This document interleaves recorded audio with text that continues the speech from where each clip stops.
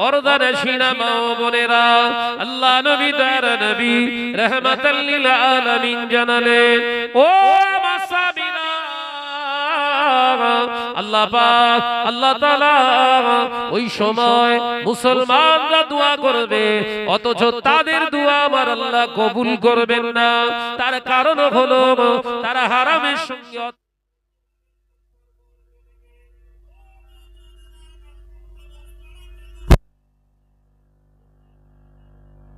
হজ করা যেমন ফরজ, যাকাত দেওয়া যেমন ফরজ, ওটা আল্লাহর হুকুম ছিল, আদেশ, ওটা আদেশ বলা হয়। হারাম থেকে বান্দা নিজেকে পরেজ করো, এটা ছিল আল্লাহর নিষেধ। আপনি নামাজ আদায় করছেন অথচ হারাম পরেজ করেননি, আপনি শরীয়তের অর্ধেকটা মেনেছেন। কতটা? অর্ধেক। শরিয়াত হলো আদেশ আর নিষেধ, দুটো মিলে শরিয়াত। বলুন সুবহানাল্লাহ। এই জোরে হলো না? ভালো করে বুঝলেন?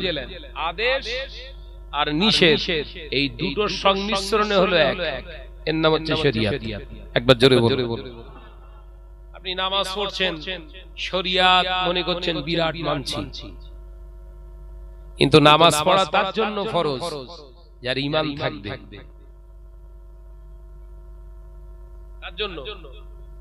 নামাজ, রোজা, হজ, যাকাত কার জন্য?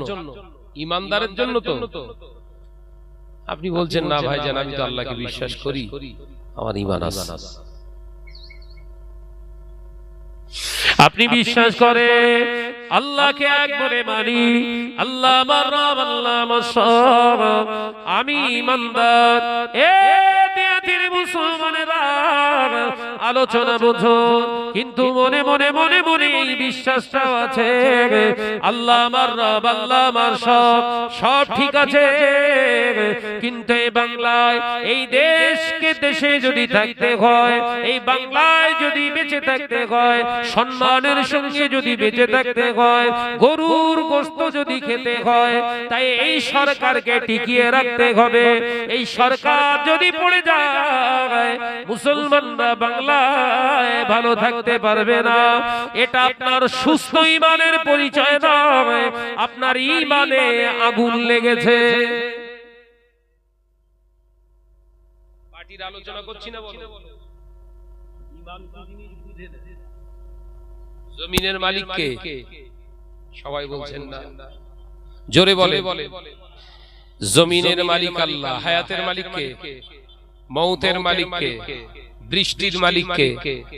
আসমানের মালিক কে? শক্তির মালিক কে?